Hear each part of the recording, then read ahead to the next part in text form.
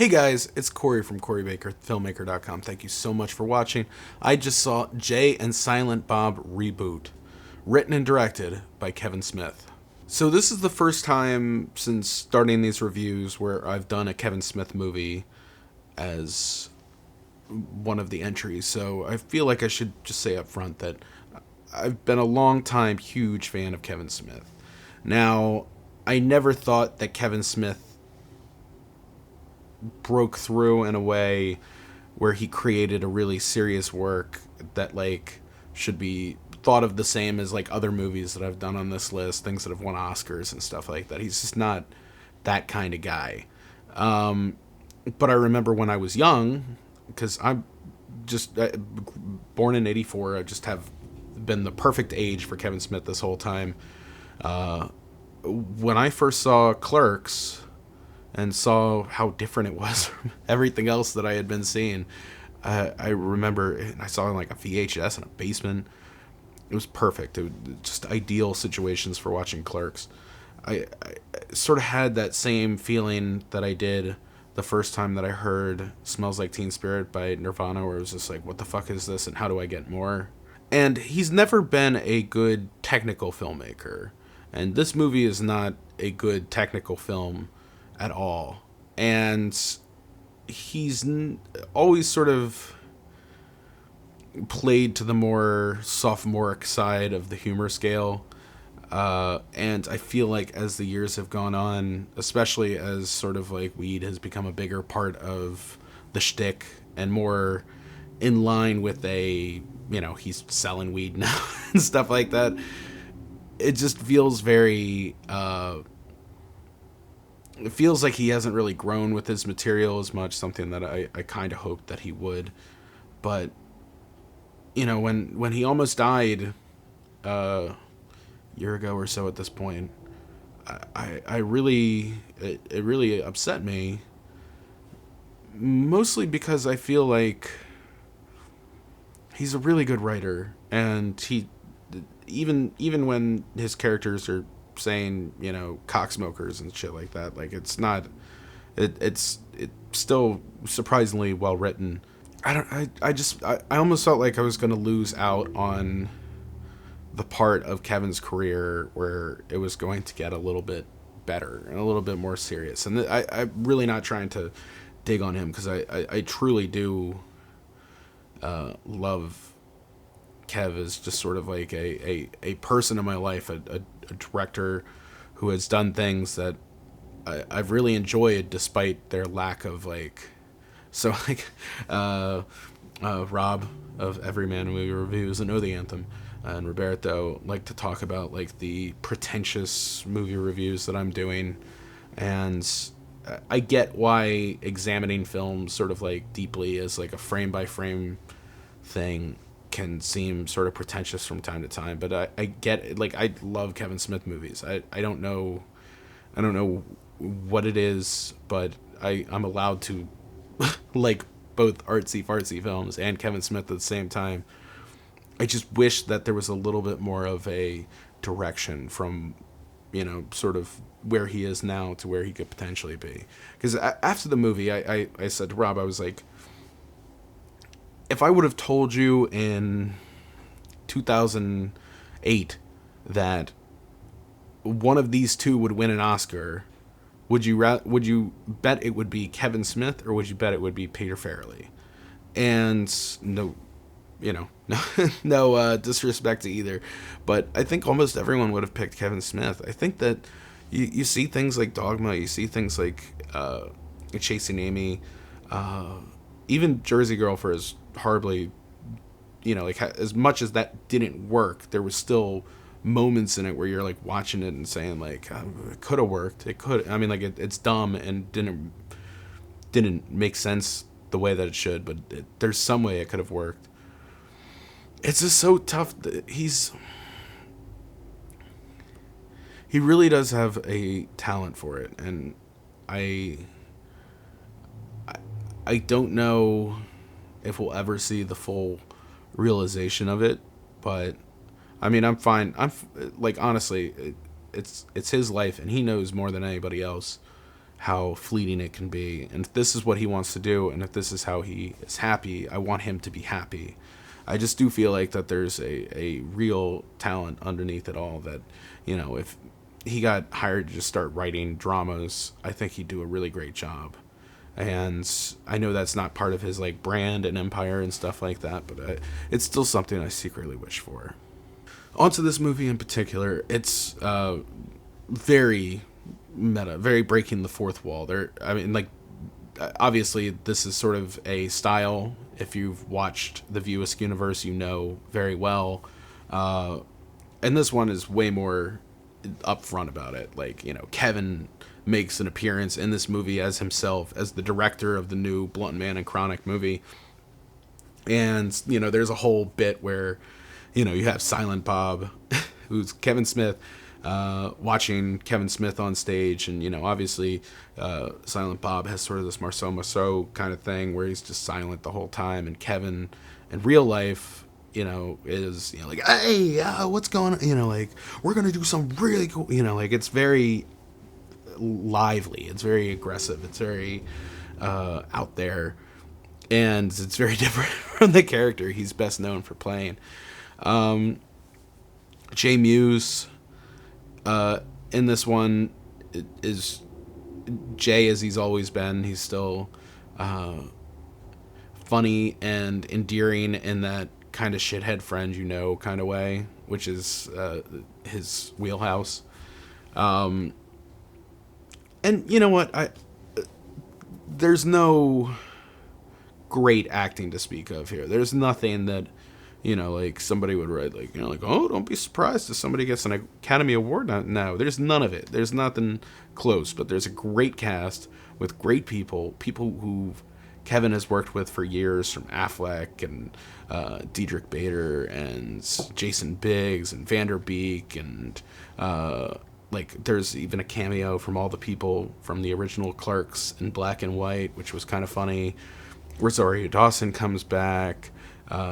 Just all the usual players that you're used to seeing in all these great Kevin Smith movies, which made them so enjoyable.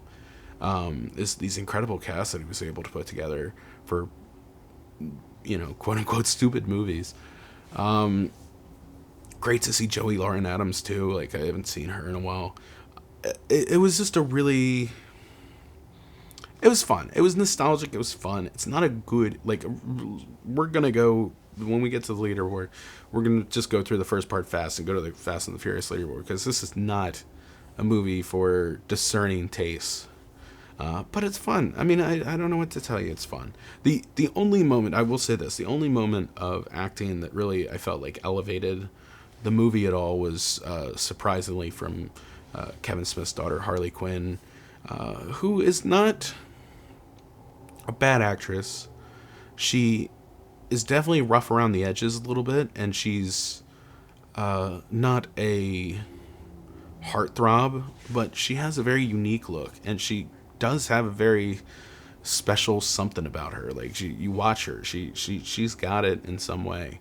I just don't know if it's been put together all together. I mean, like, this could be a Smith family trademark. It just feels like all the things are there. It's just not happening. It's just not putting together quite the way it was.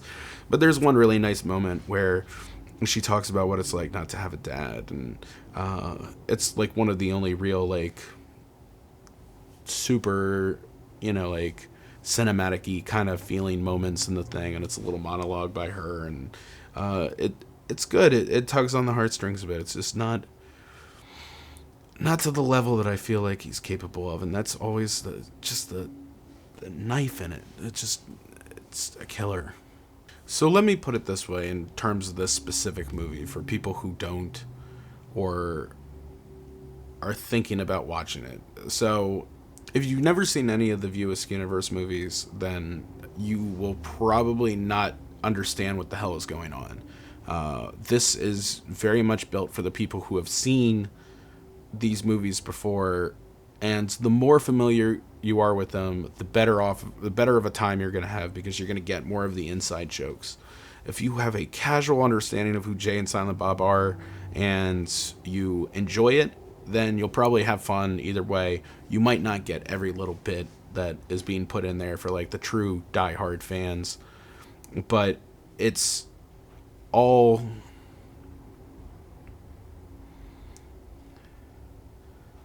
But at the same time, it's not like some hard thing to get into. You could literally have never seen anything and watch this movie and get it. But I mean, you won't probably like it that much unless you're up for like a stoner comedy type of thing. But it it's a fun flick. It's a really, I mean, like, we had some laughs. I had some laughs. I specifically feel like I'm sort of the target audience for this movie, and it did well by me. I would not say that everyone will have the same reaction to this. I don't know if I would tell my dad to go see this one. All in all, though, this movie kind of follows a similar problem I've had with Kevin as a director for a while now. So, I mean, like, he does a lot to create his own universe, and that's the type of thing that we applaud. If Tyler Perry opens up his own studio and creates all these shows that go on these networks, and, you know, he's in charge of, you know, he's got multiple properties all over the place, we applaud him. When Kevin Smith does it, we're just like, yeah, well, he's just doing stupid stoner comedies and stuff like that. But, I mean, there's like a real, you know, like he's created his own underground studio, and, you know, it's to be applauded. I don't know if the movies live up to the same level as other people who have sort of created this kind of like insulated infrastructure for themselves, but what's important to me is that, you know, Kevin makes money. He's able to survive. He's able to feed his family. He's able to make more movies.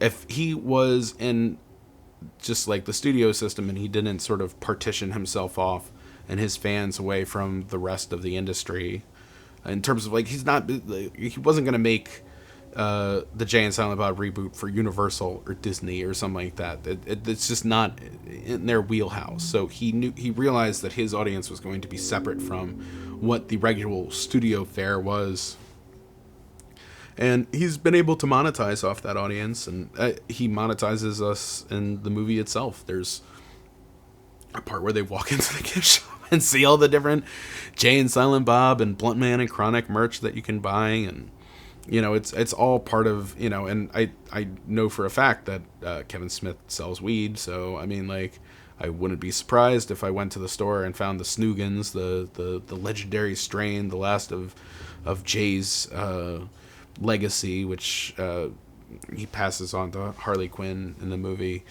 I appreciate him going out there and doing what he does and being able to develop an audience all for his own. And I think any filmmaker would kill for a rabid fan base as loyal as Kevin's is, but it does seem to pull him back down a little bit. He never gets to do the thing that really breaks free.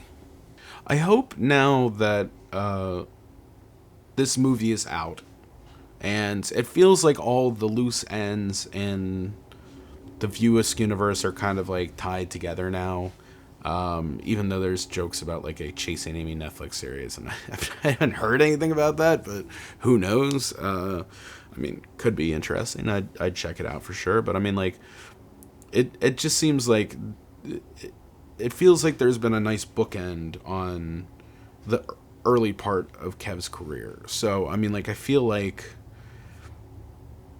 if I could, I know I just keep saying it, but I just like feel like he has this ability to do better, and I really wish he would. And maybe now that he's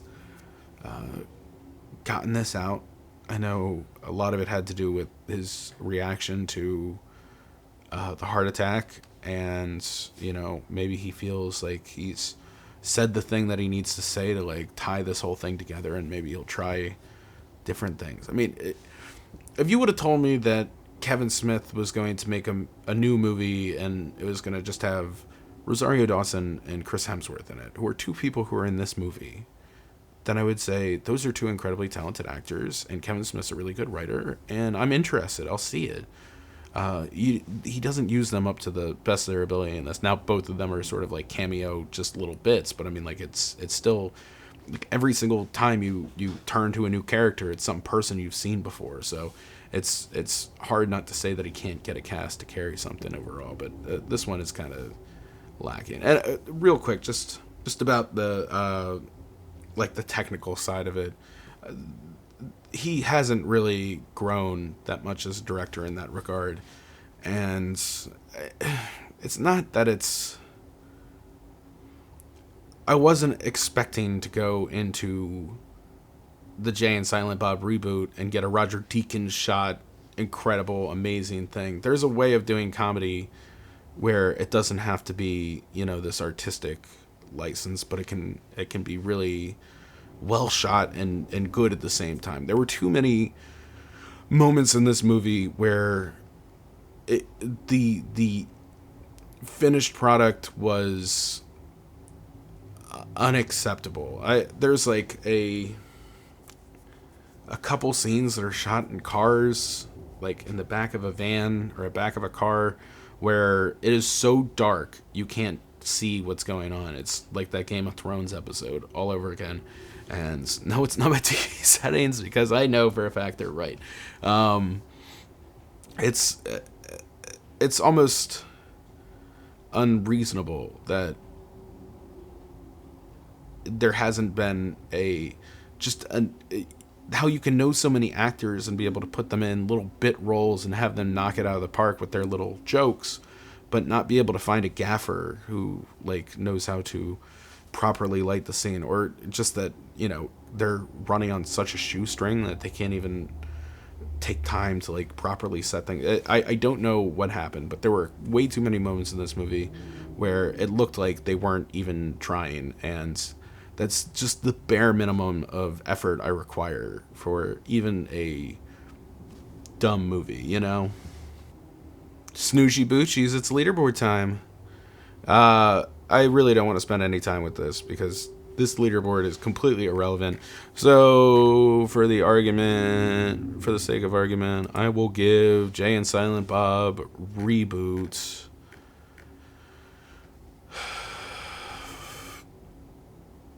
5.7. But that's not what you came here to say. That's not even a real number. It's just completely fake. What you want is the Fast and the Furious leaderboard. I'm too furious. I'm too fast for y'all, man. Fast and the Furious leaderboard time. This movie is fun, and I'm going to have to sort of take this rating as from the perspective of the guy who really likes Kevin Smith and the guy who sees all these movies. I didn't see Yoga Hosers. That was it. I didn't see Yoga Hosers. That was the only one I didn't see. Saw Tusk. That was really bad. Saw Red State. That was really incredible. I thought that was the beginning of Kevin turning things around a little bit. All the Universe stuff beforehand was varying levels of fine, entertaining, and Jersey Girl was a complete miss. But this movie just doesn't.